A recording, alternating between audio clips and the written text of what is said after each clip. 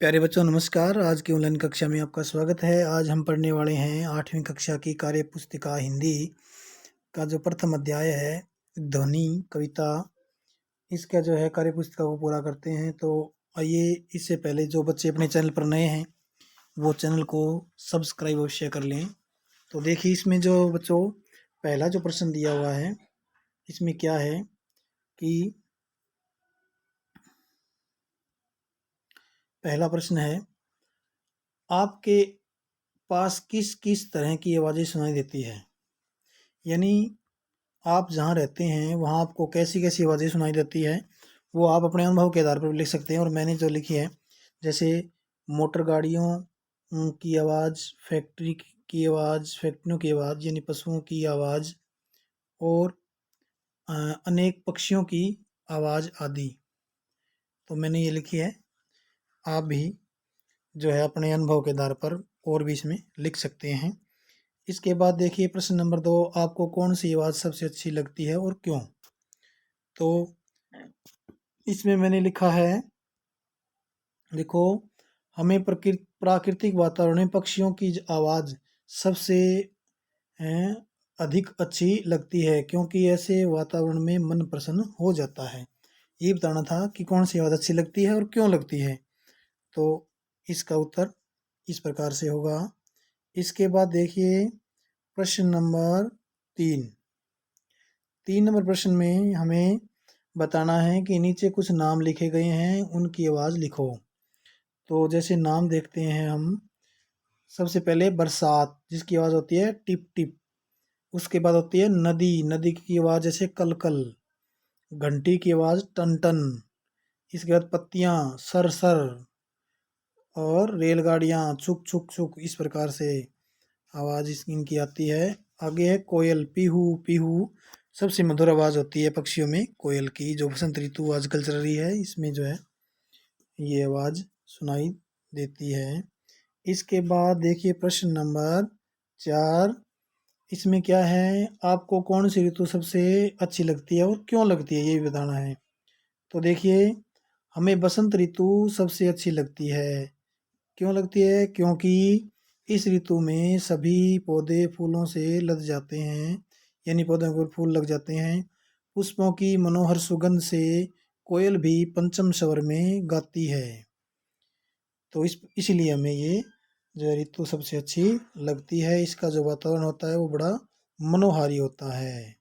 आगे देखिए प्रश्न नंबर 5। प्रश्न नंबर 5 में है, कवि के मन में किस ऋतु का आगमन हुआ है। तो इसका उत्तर आएगा, बसंत ऋतु का आगमन हुआ है। यानी कवि के मन में बसंत ऋतु का आगमन हुआ है। प्रश्न नंबर 6 है, नीचे लिखे शब्दों के सामने समान ध्वनि वाले तीन तीन शब्द लिखने हैं। जैसे पात, पात का हो गया जात, गात, लात। इस प्रकार से। आगे है डालियाँ, बालियाँ, सालियाँ, गालियाँ। इसी प्रकार से मनोहर, धरोहर, सरोवर, मान्यवर। इसी प्रकार से खींच का सींच, कींच, नीच। और देखिए प्रश्न नंबर 7, निम्नलिखित शब्दों का वाक्य में प्रयोग करो। जो शब्द दिए हुए हैं इनका वाक्य में प्रयोग हमें करना है। तो देखिए कैसे है, क्या दिया हुआ है, अभी यानी अभी मैं पढ़ रहा हूँ, अभी मैं पढ़ रहा हूँ। इस प्रकार से इसका प्रयोग कर सकते हैं। इसके बाद देखिए दूसरा, यही जो है अभी अभी 2 बार दे दिया, अभी अभी। तो इसका जो अर्थ विशेष हो जाएगा, अभी अभी मैं स्कूल से आया हूँ। एक बार जब शब्द प्रयोग होता है तो उसका अर्थ साधारण अर्थ में प्रयोग होता है, और वही शब्द जब 2 बार प्रयोग हो जाए, जैसे अभी भी हुआ है, तो इसका एक विशेष अर्थ निकल कर आता है। आगे देखिए इसका है उछल कर। प्रथम आने पर बच्चे उछल कर खुशी मनाते हैं। और उछल उछल कर 2 बार लिख देंगे या कहेंगे तो, उसने अपनी सफलता उछल उछल कर बताई। इस प्रकार से इनका प्रयोग हम कर सकते हैं। आगे घूमकर, मोहन ने घूमकर देखा तो शिक्षक उसके पास खड़े थे। इस प्रकार से। और घूम घूम कर, बच्चों ने चिड़ियाघर घूम घूम कर खूब देखा, यानी बार बार घूमे वो। गाकर, छात्रों ने सभी पद्य गाकर सुनाए। ये गाकर का प्रयोग किया। इसके बाद जो है वो है कि गा गाकर, मीरा ने गा गाकर श्री कृष्ण का गुणगान किया, यानी बार बार गाना। तो इसी प्रकार से इनका जो प्रयोग हुआ है। इसमें ख भाग में इन दोनों तरह के वाक्यों में क्या अंतर आया, ये बताना कि अंतर क्या है। तो शब्द का एक बार प्रयोग करने से उसका साधारण अर्थ रहता है, पर जब उसका दो बार प्रयोग होता है तब वह विशेष अर्थ में प्रयोग होता है। यही इसमें इन दोनों में अंतर आया। आगे क्या है देखिए, प्रश्न नंबर 8। इसमें क्या पूछा है कि नीचे लिखी पंक्तियों का अर्थ लिखो। क्या है, एक धूप सा हंसमुख टुकड़ा, तरु के हरे झरोके से झर, अलसाया है धरा धूल पर, चिड़िया के सफेद बच्चे सा, उसे प्यार है भूरज से, और लेटा है चुपके। यानी कवि ने एक वृक्ष की छाया में से थोड़ा सा जगह है, वृक्ष के जो पत्तों के बीच में से, वहां से एक धूप का छोटा सा टुकड़ा जमीन पर आया है, उसका जो मनोहारी वर्णन इसमें किया गया है। पूछा क्या है देखिए आगे। तो इसमें पूछा है कि नीचे लिखी पंक्तियों का अर्थ लिखना है। अब हमें इस इन जो कविता मैंने पढ़ी है इसका अर्थ आगे लिखना है। तो देखिए इसका जो है अर्थ लिखते हैं। पेड़ की घनी छाया के बीच से, थोड़े खाली जगह के बीच से जो है थोड़ी सी धूप निकलकर छाया के बीच भूमि पर पड़ रही है। वह धूप कवि को चिड़िया के सफेद बच्चे जैसी लगती है, ऐसा आप लिख सकते हैं। अब देखिए इसमें प्रश्न नंबर 9। हरे हरे ये पात पंक्ति में हरे हरे शब्द पत्तों की विशेषता बता रहे हैं, इसलिए ये विशेषण है, और पत्तों की विशेषता बताई जा रही है, इसलिए पात है वो विशेष्य है। तो देखिए ये जो है हमें बताना है कि विशेषण और विशेष्य है। तो प्यारे बच्चों सबसे पहले हम समझते हैं कि विशेषण क्या होते हैं। विशेषण वो होते हैं जो संज्ञा या सर्वनाम की विशेषता प्रकट करने वाले शब्दों को हम विशेषण कहते हैं। अब इसमें देखिए कोई भी जो वाक्य इसमें दिया है, पहला मोहन ने लाल कमीज पहन रखी है। तो अब इसमें हम यदि छांटे तो संज्ञा शब्द कितने हैं, एक तो मोहन है, एक कमीज है, ये दो संज्ञा है। अब कमीज जो संज्ञा है इसकी विशेषता क्या है कि वो लाल रंग की है, ये इसकी विशेषता हुई। जब इसकी विशेषता ये है लाल, तो ये क्या हो गया इसका कमीज का विशेषण। और कमीज क्या होगी, विशेषता किसकी है, कमीज की, यानी संज्ञा क्या है कमीज, तो संज्ञा होगी वो क्या कहलाएगा, विशेष्य है। तो अब देखिए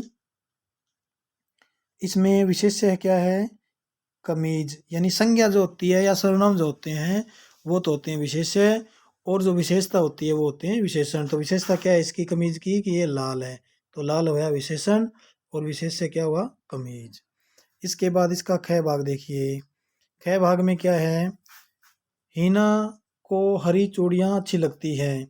अब हीना जो है ये कोई लड़की है, तो ये संज्ञा हुई। यानी संसार में जो भी चीज़ है, वस्तु है, प्राणी है, तो वो क्या होती है, संज्ञा होती है, उसका जो नाम है वो क्या है, संज्ञा है। तब हीना क्या है, लड़की है, संज्ञा हुई। और इसमें चूड़ियाँ हैं, ये एक वस्तु होती है जो हाथ में पहनी जाती है, यानी कि एक आभूषण है, तो ये क्या है, संज्ञा है। और संज्ञा की विशेषता क्या है कि वो संज्ञा कैसी है, हरी है। तो इसमें जो विशेषता होती है वो क्या होता है, मैंने अभी बताया था विशेषण। तो हरी तो इसमें विशेषण हो गया। और हरी विशेषण जो है किसका विशेषण है कि वो हरी कौन है, चूड़ियाँ हैं। तो चूड़ियाँ जो संज्ञा है वो क्या है, विशेष्य है। जिसकी विशेषता होती है वो होता है विशेष्य है। इसी के बाद इसमें जो है गै भाग देखिए। क्या है कि गर्मियों में ठंडा पानी पीना चाहिए। अब पानी संज्ञा होगी और इसकी विशेषता क्या होगी, पानी कैसा होना चाहिए, ठंडा। तो ठंडा विशेषण हो गया, और विशेष्य हो गया इसमें जो है पानी। विशेष्य पानी क्योंकि संज्ञा है, और विशेषण उसकी विशेषता क्या है कि ठंडा है, तो ये क्या हो गया, विशेषण हो गया। ताजमहल बहुत सुंदर है, ताजमहल बहुत सुंदर है। तो इसमें जो है संज्ञा क्या है, ताजमहल है, तो ताजमहल क्या हो गया, विशेष्य है। और वो क्या है, सुंदर, सुंदर हो गया विशेषण। और सुंदर विशेषण की भी विशेषता यदि कोई बताता है तो प्यारे बच्चों उसे कहते हैं परविशेषण। तो यहाँ बहुत जो है वो परविशेषण है। इसके बाद देखिए प्रश्न नंबर 10। ज़्यादातर पत्तों का रंग हरा होता है, तुम्हें किन किन चीज़ों के बारे में पता है जिनका रंग हरा होता है? सूची बनानी है हमें। तो जो है हमारे जो आसपास है हरे रंग की अनेक वस्तुएं हम देखते हैं, जैसे मैंने इसमें कुछ लिखा है, जैसे घास, पेन, लाल पट्टी, दीवार, कपड़ा और रस्सी, जूते, जुराब, टोपी, स्वेटर आदि अनेक वस्तुएं ऐसी हैं जो आपके पास हरे रंग की होंगी। इनके अलावा आप वो वस्तुएं भी इसमें लिख सकते हैं। इसके बाद देखिए प्रश्न नंबर 11 में जो है पूछा गया है, नीचे दिए गए नीचे दिए गए चित्र किन ऋतुओं के हैं? इन चित्रों में क्या क्या हो रहा है? कि जो चित्र है वो कौन सी ऋतु का है और इसमें क्या क्या हो रहा है? जैसे ये चित्र देखो, इसमें एक परिवार दिखाई दे रहा है जो सर्दी में जो है गर्म कपड़े पहने हुए हैं और आग जल रही है। यानी आग जला करके जब हम अलाव सेकते हैं यानी सिकताव करते हैं शरीर का, तो इस प्रकार का जो चित्र है वो कौन सी ऋतु का होता है? शरद ऋतु का। तो ये मैंने लिखा है कि यह चित्र शरद ऋतु का है।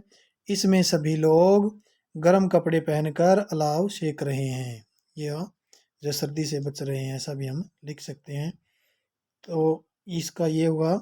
इसके बाद जो दूसरा दृश्य देखिए, इसमें क्या है कि दो बच्चे आइसक्रीम खा रहे हैं और पीछे सूर्य जो है वो दिखाई दे रहा है पूरी धूप के साथ, यानी गर्मी का ये दृश्य दिखाया गया है। तो इसमें आप क्या लिखोगे? यह दृश्य गर्मी की ऋतु यानी ग्रीष्म ऋतु का है और यहाँ दो बच्चे आइसक्रीम खा रहे हैं। इसके बाद देखिए आगे चित्र नंबर 3, यानी ये चित्र किसका है? यह चित्र वर्षा ऋतु का है। देखो बरसात आ रही है, एक जो है छात्रा है, लड़की है, कन्या है, वो जो है छतरी लेकर के खड़ी है और सभी मुझे प्रसन्न दिखाई दे रहे हैं। तो मैंने ये लिखा है कि यह चित्र वर्षा ऋतु का है। इसमें बरसात आ रही है, एक छात्रा ने छतरी ले रखी है, सभी खुश दिखाई दे रहे हैं। तो इस प्रकार से आप लिख सकते हैं और आपके मन में यदि कोई और विचार हो इस चित्र के बारे में तो वो भी आप लिख सकते हैं। तो इसी के साथ 8वीं कक्षा का यह पहला जो पाठ है ध्वनि कार्य पुस्तिका में पूर्ण हुआ। आगे हम अगली जो है क्लास में अगला पाठ डालेंगे।